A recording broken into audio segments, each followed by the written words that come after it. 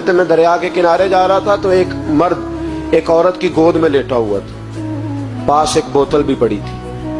تو میں دل ہی دل میں کہنے لگا یا اللہ تیرا شکر ہے، نہ میں اس طرح عورتوں کی گود میں لیٹتا ہوں، نہ میں شراب پیتا ہوں. کہتے میں سوچ رہا تھا، دعا مانگ رہا تھا، اچانک طوفان آ گیا. ایک کشتی دریا میں آ رہی تھی، وہ کشتی ڈوب گئی، 5 مسافر گر گئے.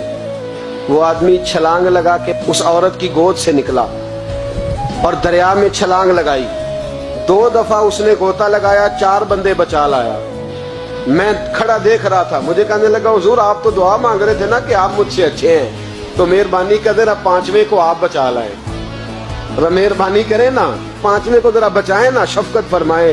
تو خواجہ حسن بصری رحمۃ اللہ علیہ فرماتے میں نے اس کو کہا کہ بھائی مجھے تو تیرنا نہیں آتا، بچائے گا تو ہی، مہربانی کر بچا لا.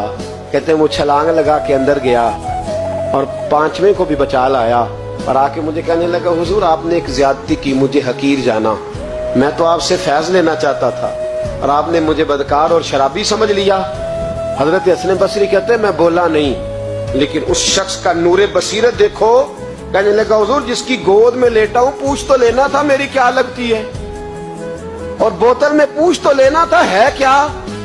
فرمایا بتا دے. کہنے لگا جس کی گود میں لیٹا ہوں یہ غیر نہیں، یہ میری ماں ہے، اور بوتل میں میں سرکہ لایا ہوں، میری ماں نے میری تربیت کی ہے. میں صبح سے شام تک دریا کے کنارے بیٹھا رہتا ہوں، جو مسافر اترتا ہے میں نوکری کرتا ہوں، اگر روٹی کی ضرورت ہو تو کھانا دیتا ہوں، سرکہ دیتا ہوں، گھر جانا ہو تو وہ گھوڑا بندھا ہے میں چھوڑ کے آتا ہوں. کاش کبھی آپ سوچ لیتے، غور کرتے، توجہ کرتے. ہم تو 1 منٹ میں بدگمان ہوتے، سوچا ہی مسلمان نہیں.